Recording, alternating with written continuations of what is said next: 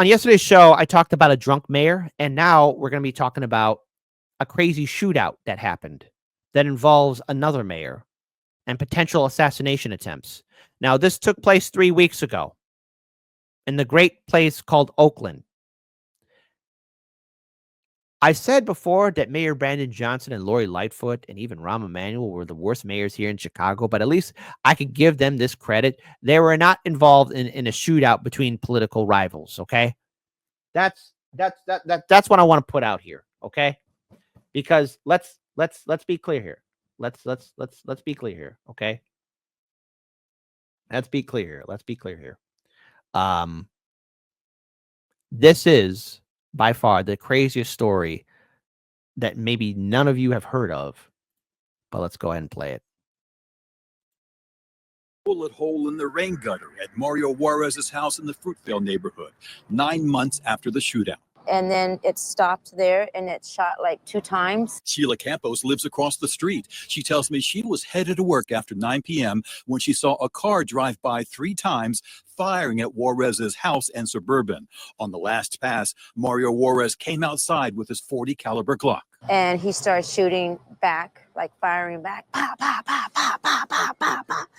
And the car just kind of skeeted off, but kind of fast. And he was in the middle of the street shooting, like trying to get him. I've been speaking to Mario Juarez by an encrypted phone app. He tells me he can't be in Oakland right now because he still fears for his life. He sent a written statement first reported by the San Francisco Chronicle that says 2 suspects were nabbed in December 2024 tied to these attacks, but justice, it never came.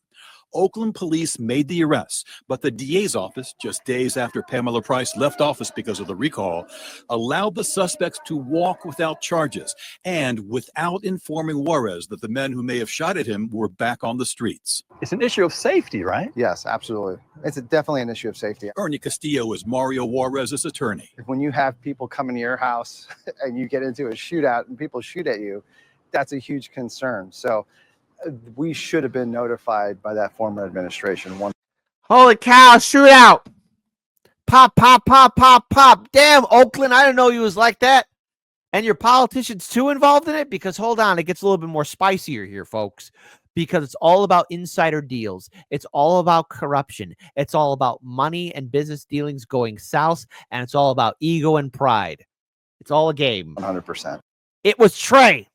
Mario Juarez recently had a fraud case against him dropped. He was accused of bouncing checks for a mailer that supported Sheng Tao in her race for mayor. As part of that case, Juarez accused then District Attorney Pamela Price of demanding $25,000 from him to help her recall, saying when he refused, she filed the criminal case against him. In that motion were declarations and statements by witnesses, including Mario Juarez, that the former administration had tried to shake down Mario for $25,000.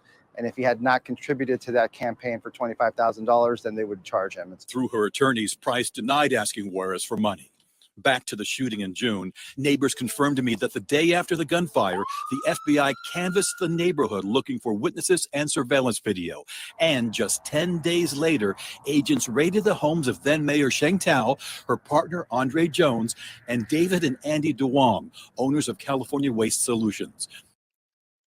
Why does it always have to be Waste Solutions? I mean, right now you got Tony Soprano saying they're giving a bad name to waste management and sanitations. Where's Tony Soprano at when you need him the most? I mean, it all adds up. Not to mention it gives a bad name to all the people in waste management. Come on, man. Does it always have to involve corruption? Does it always have to involve criminality? They're all charged with conspiracy, bribery, mail-in wire fraud, and more.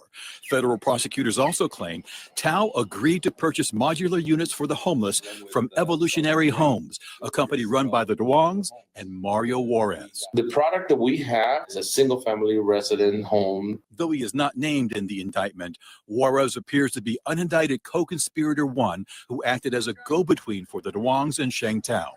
Now, Mario Juarez says they saw me as a threat, not because I'm perfect, because I wouldn't bow.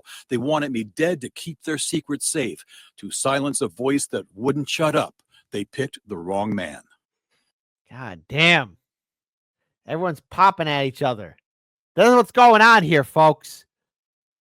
This is not a game. The DA's office now tells me they are taking a fresh look at the shooting case. 1 month before that happened, Mario Juarez says he was beaten by 10 men outside the headquarters of California Waste Solutions. He expected to testify in the federal corruption case. Yeah. So, and people are asking for an update.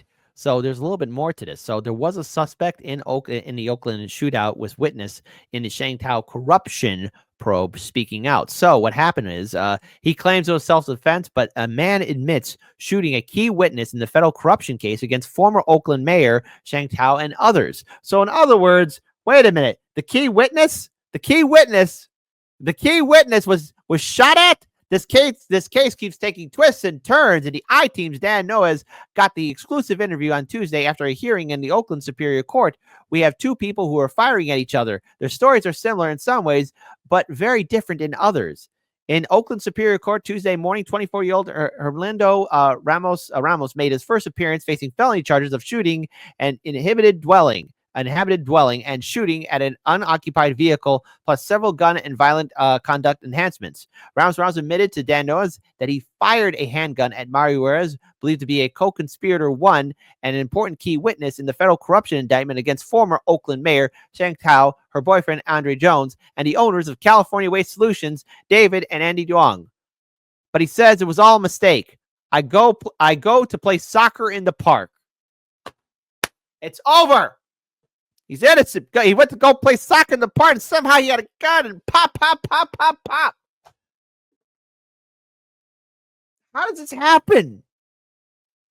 So apparently the person, Ramos, says he was heading home from the park when he spotted Mario Juarez's suburban park in front of his house with the trunk opened. And then we finished playing soccer. I tried to go home, Ramos said. When I go to my home, I see this car open. I tried to close it, and then he shooted me. So you were at his car, and then boom, he tries to shoot at you. The I-Team's Dan Noah's reached Mario Juarez, and he confirms firing first. He tells us suspects in the two cars were breaking into his SUV, banging bricks against the windows. You could see a brick on the ground, red marks from the bricks on the windows in photos Juarez posted. Oh, my God. Juarez said he heard the noise, went outside and spotted someone in his SUV, and behind him sat multiple cars, double parked with engines running. And from one of them, a man pointed a gun directly at me. In that moment, I knew I was facing death. I fired. He fired. We exchanged gunfire. I ran and took cover inside the house. My God. Oh, things are packing up in Oakland. Mayors, politicians, insider dealing, trades. And you think things are bad in Washington, D.C.? Oh, no, my lovelies. It gets worse. It gets worse all the time, every time. There's corruption everywhere. Hell, it's probably happening in your own backyard.